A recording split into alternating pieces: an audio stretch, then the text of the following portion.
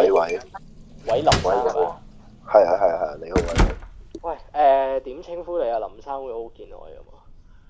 叫我 Jasper 啦。我上個月收到地政嘅信，咁然後之後約咗個業主下個月上嚟 check。我而家暫時都 OK。咁朝頭早就比較攰，就通常就係落樓下茶餐廳度我食個上餐咁樣。然後之後就唔會做嘢咯，然後之後就通常晏晝嘅飯就自己煮嘅，都同而家我哋食嘅差唔多啦，一兜飯，然後一兩個簡單嘅餸煮，唔好搞咁耐，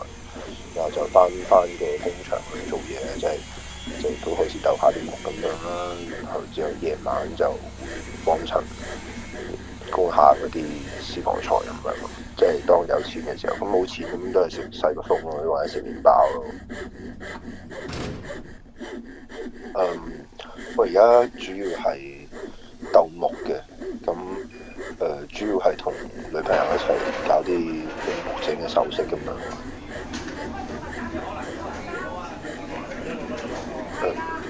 唔好意思，我想問下，即係如果我去講我自己住邊度，即係咁嗰啲，即係會唔會透露我啲個人資料啊嗰啲嘢？因為我唔係咁想即係人知道我住喺工廈裏邊啦。呢個成個地球都係每樣嘢都即係各式各樣嘢都有啦。咁即係食飯有陣時都去三樓四樓啊，你都知好多啲私房菜咁，即係物美價廉又唔係特別貴咁樣，然後又食開裏面一個即係米線啊咁樣嗰啲乜嘢都有嘅。咁我咪即係平時食飯係都係同一棟樓度生活咁樣咯。你都知，即係我哋三樓四樓就係比較多啲輕工業啊，啲新開嘅公司仔啊，咁多數都係自僱嘅。我記得你上次嚟，你記得我住喺7樓啦。你上次嚟係見到我門口有隻櫃咁樣，因為喺裏面捐出嚟咁樣。咁其實嗰個就係我屋企門口啦。咁因為就係、即係我哋呢個工場係有做商業登記嘅，但係就係即係佢哋政府係唔知道我哋住喺裏面咁樣咯。咁我哋為咗即係令到即係政府唔會咁懷疑，或者鄰居唔會咁懷疑啊，其他隔離商鋪唔會咁懷疑啊。咁我哋就即係嘗試整咗少少障眼法嘅一啲咁嘅嘢啦。咁如果你行嗰間我屋企咧，就你會經過道櫃啊，然後之後轉左你就會見到我哋一個隱藏咗門仔咁樣，就起咗大概2層咁樣咯，就即係下面嗰層就係擺廁所啊，咁然後之後上面嗰層就係我哋住咁樣咯。咁主要係我哋做嗰啲鬥木嗰啲嘢咧，就會喺下面嗰層。咁因為始終唔想嗰啲木碎啊嗰啲嘢垃雜嘅嘢喺自己住嗰度，咁都想即係透過我哋自己起嘅嘢嚟，就好似做個乾濕分離咁樣啦，或者係木碎同埋住嘅地方、工場住嘅地方分離咁樣。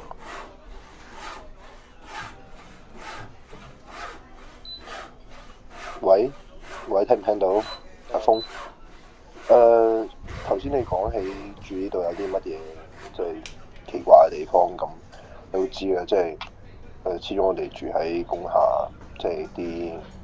樓底比較高，同埋嗰啲樓層都比較深，每間房比較深。有陣時啲光線係未必去到我哋想要嘅地方嘅。咁因為我都始終將我哋住嗰度都劏咗去，咁我本身做嘢嗰度又需要同我住嗰度有少少間隔，咁於是我就覺得自己做得幾醒嘅，就係我擺咗啲玻璃磚喺上面，主要都係想即係透過自己起嘅嘢嚟盡量整到，即係因為而家你知出面租又好貴，買得又貴，即係何況自己搞裝修咧，咁我哋借咗咁多，咁咪係即係我哋又啱啱出嚟做嘢，尤其我哋自己搞生意，所以咪喺工廈度自己搞。其實都冇啊，即係大家始終逼埋喺個咁細嘅地方，兩三個房客一齊住咁樣，所以有陣時都會去4樓揾阿全叔去一齊鬥木。佢嗰個木工場就即係啲嘢就一言俱全啲啊，有啲磨平嗰啲木嗰啲機械都有啊，抽風又有啊，一言俱全，所以有陣時都會去佢嗰度一齊去做嘢咁樣咯，係各有各咯。係啊，好多後生仔喺呢個地頭度，即係佢哋都會當係自己空間咁樣，之後就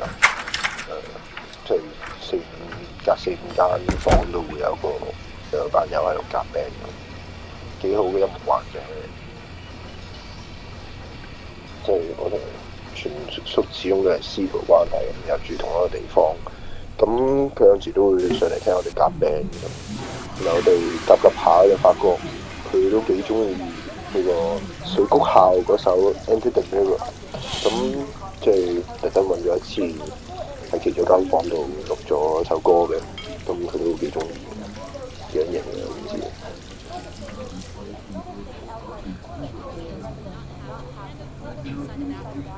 After conversion of substandard premises, compliance with minimum standards must be confirmed by professionals. Roughly 30% of Hong Kong subdivided units could not meet such standards. The government will also crack down on illegal residences in industrial buildings and on rooftops. A registration system will be set up for owners to apply for a grace period reportedly of 3 to 4 years. If landlords still rent out substandard units after that, they will face criminal liability. While the minimum size of the basic housing units is just about 2/3 of a regular car park space, some are worried the move might be endorsing such shoebox living environments. The monthly rent of this bed space is about $2,500, inclusive of utilities. While many citizens find the government's policy to regulate these subdivided units a good step forward, as many of the units are plagued by safety and hygiene issues. Some tenants told us that they are worried they might not be able to find other accommodation options that are as affordable.